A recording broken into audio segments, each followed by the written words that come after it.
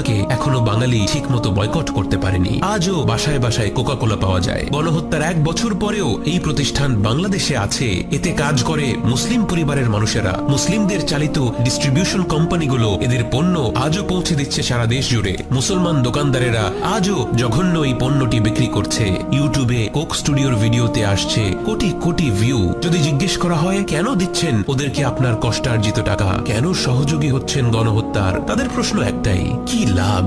আল্লাহর অশেষ রহমত। কি লাভ প্রশ্ন করা অপদার্থগুলোর চেয়ে? লাভ হতেও পারে এ কথা বলে আল্লাহর উপর তাওয়াক্কুল করা মানুষের সংখ্যা ছিল অনেক বেশি। কি লাভ প্রশ্ন করা যত কুলাঙ্গার মুসলমান ছিল তার চেয়ে লাভ হতেও পারে বলে অল্প কিছু ব্যক্তিগত স্যাক্রিফাইস মেনে নেওয়া অমুসলিমের সংখ্যা ছিল অনেক বেশি। যুক্তরাষ্ট্রে স্বয়ং ইহুদি সমাজের মানুষেরা ফিলিস্তিনিদের পক্ষে আন্দোলন করে জেল খেটেছে। বহু ছাত্রছাত্রী বিশ্বের নামি দামি বিশ্ববিদ্যালয় থেকে বহিষ্কৃত হয়েছে।